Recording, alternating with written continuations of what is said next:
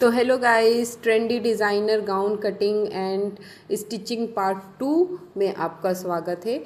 ये जो पैनल्स मैंने कल कट किए थे अपनी लाइनिंग पे, उसको अब मैं अपने मेन फैब्रिक पे कट करने जा रही हूँ। तो ये मैंने दो पार्ट में फैब्रिक को फोल्ड कर रखा है और ऐसे कट कर रही हूँ जिससे एक बार में दो दो कलियाँ होंगी। टोटल 12 कली मुझे अपने मेन फैब्रिक से कट करनी है और जो मेरी लाइनिंग वाला फैब्रिक था उसमें मुझे 24 कलियाँ काटनी थी। 12 अपनी लाइनिंग में नीचे के लिए और जो 12 कली थी वो ये नेट का फैब्रिक है इसमें अटैच करने के लिए।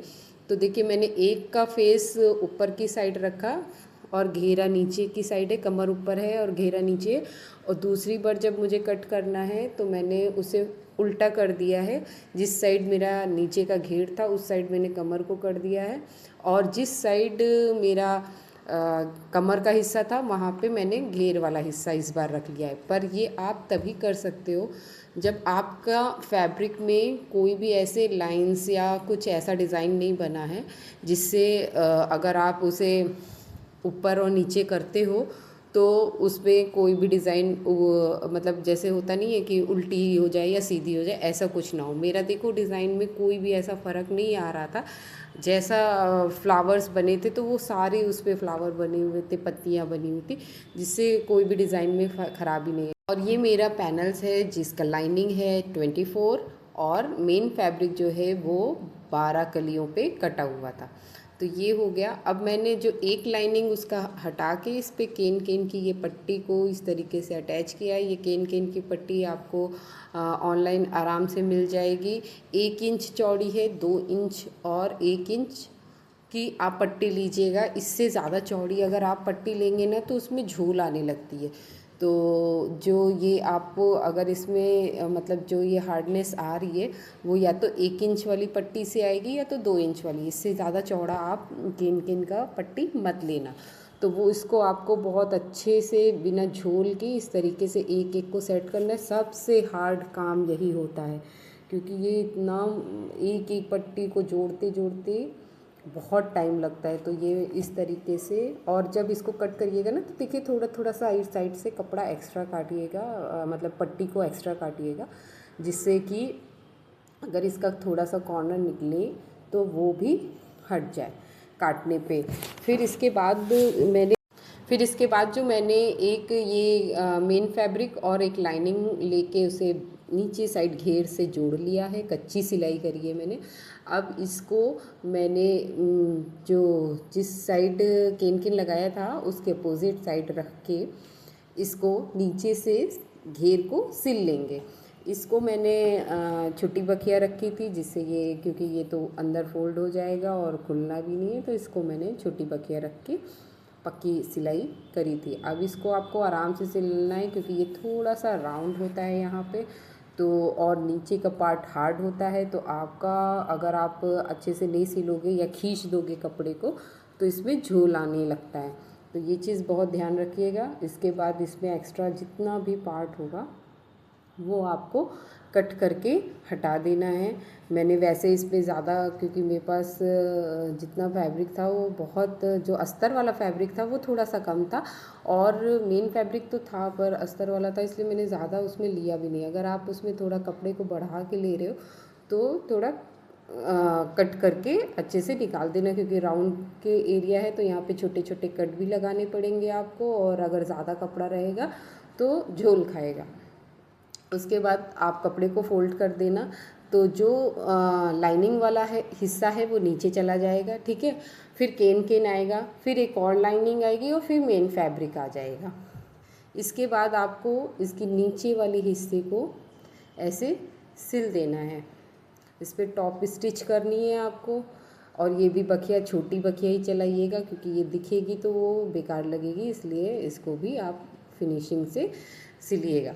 उसके बाद ये देखिए इस तरीके से आप इसको फोल्ड करते हुए इसके एज को सिलना है आपको, और इसके साथ जब ये आपका ये सिल जाएगा तो इसके साइड साइड के पार्ट को भी सिलाई कर देनी है। सिलाई करने के बाद ये देखिए ये इस तरीके से हो जाएगा। फिर ये जितना एक्स्ट्रा फैब्रिक इसका है वो थोड़ा थोड़ा सा काट देंगे, बहुत नहीं काटेंगे क्योंकि अभी हमें इसे फिर से सिलना है। तो जितना बस अनइवन सा फैब्रिक है तो वो काट काट के आपको हर एक कली को आपको ऐसे ही करना है और काट के निकाल देना है। पहले आप सारी कलियों को इस तरीके से जोड़ लेना, उसके बाद आपको सिलने में बहुत इजी हो जाएगा। तो सब सारी कलियां इसी तरीके से करके और ऐसे ही इसका, और कलियों को काटिएगा तभी, इसकी साइड की फिनिशिंग तभी दीजिएगा जब आप उसको सिलने बैठो, ठीक है।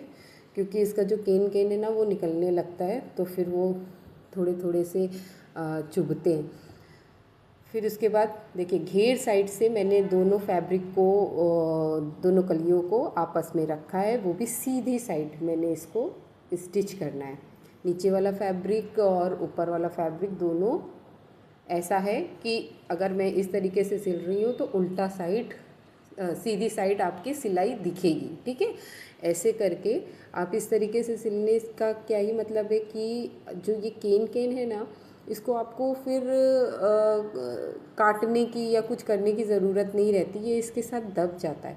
दब जाएगा तो वो निकलेगा नहीं, बच्चों को चुभेगा नहीं, इसलिए इस तरीके से करते हैं। अभी देखो आप इसको जब ये सिल जाएगा तो ये देखो इस तरीके से आएगा, उल्टी साइड सिला हुआ और सीधी साइड उसका सिलाई दिख रहा है। अब इसको आपको इस तरीके से फोल्ड करके यहाँ पे भी मशीन चला देनी है, ठीक है। जब आप इसको यहाँ पे मशीन चलाओगी तो जो भी उल्टे साइड का फैब्रिक होगा वो अंदर की साइड दब जाएगा और उसमें कोई केन केन का टुकड़ा नहीं आएगा, कुछ भी नहीं आएगा, और ये बहुत अच्छा सिलता है। इसके बाद देखिए इस तरीके से फिर आपको धीरे धीरे करके सारी कलियों को ऐड कर देना है। मैंने 2 जोड़ा, फिर ये 3 जुड़ गया और ये बहुत प्यारा लग रहा था सिलने के बाद, ठीक है। ये हो गया। अब इसके बाद 4th पार्ट आ गया इसका। ये देखिए ये सारी सिल गई, 6 कलियाँ लग गई और उसके बाद मैंने इसका पूरा धीरे धीरे करके पूरा सिल लिया था।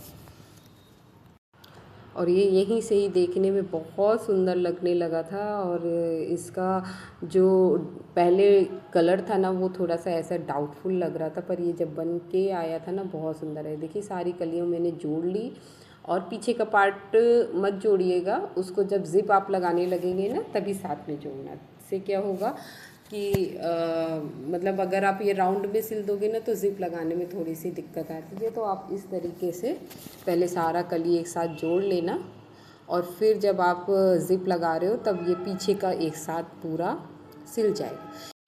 आप फ्रंट का पार्ट बनाएंगे, सब में मैंने हर चीज़ की लाइनिंग को 2-2 कट किया था, इसलिए क्योंकि ये नेट का फैब्रिक था तो पहले मैंने लाइनिंग को नेट से अटैच कर लिया है और उसे कच्चा किया था। क्योंकि मशीन चलाने से क्या हो रहा था कि जो अस्तर नेट वाला फैब्रिक है ना वो खिंच रहा था, तो उस पर झूल आ रहा था, तो ये हाथ से किया। फिर मैंने जिधर सीधा था उधर एक लाइनिंग को, जो उसकी दूसरी लाइनिंग थी उसको उसके ऊपर रख के उसका नेक और आर्म होल को सिल लेना है आपको।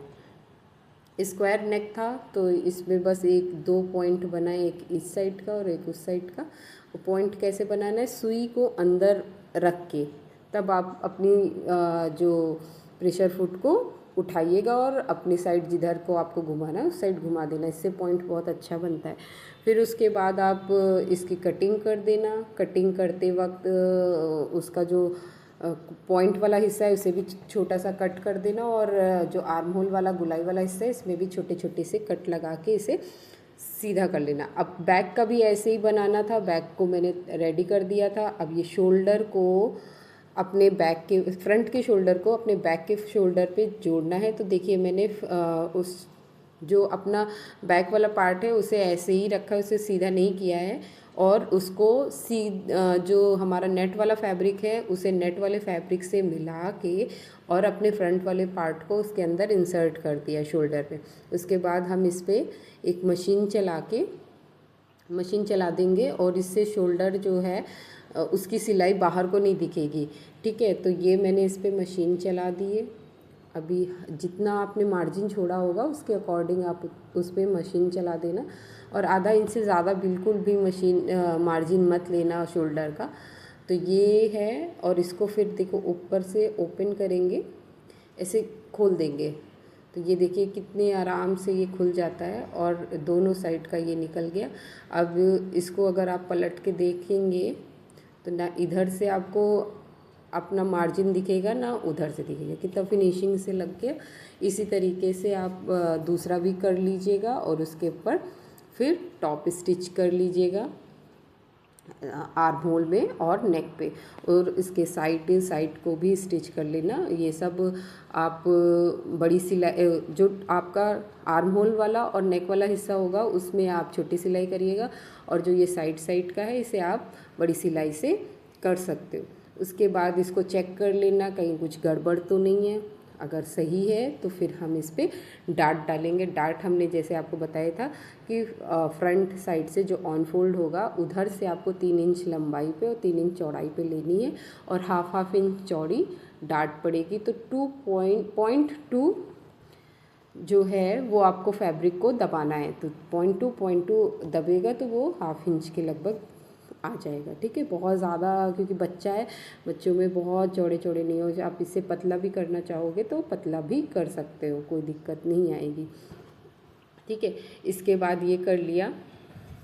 इसको करने के बाद आप आयरन कर लेना। आयरन करने से क्या होगा, जहाँ पे थोड़ा सा बहुत फैब्रिक ऊपर नीचे हो गया होगा वो निकल जाएगा, और इसी टाइम ही आप उसको फिनिशिंग दे सकते हैं। अगर आप पहले सिल लोगे उसके बाद आयरन करोगे, अगर कहीं कपड़ा ऊपर हो गया या खिसक गया होगा ना तो वो फिर पूरा आपको खोलना पड़ेगा। इसके बाद मुझे इसमें फ़िटिंग देनी थी, तो मैंने फ़िटिंग के लिए इसे सीधी साइड जैसे कली में जोड़ा था ना उसी तरीके से इसको रख के जोड़ लिया है। इससे क्या होगा, जो क्योंकि ये सितारे बहुत हैं ना, तो अगर उसकी बॉडी में कोई भी सितारा चुभे ना, तो उसके लिए हमने इसमें इसको सीधी साइड से सिला है और उल्टी साइड से फिर ऐसे रख के मशीन चला देंगे इसकी फ़िटिंग का, तो ये बहुत अच्छे से सेट हो जाएगा और कहीं से भी चुभेगा नहीं। और इसमें मार्जिन भी मैंने छोड़ी है, अगर उसे छोटा और बड़ा होता है तो वो अपने आराम से कर सकती है। अब अपने स्कर्ट के पार्ट को अपने योक के पार्ट से जोड़ देना है।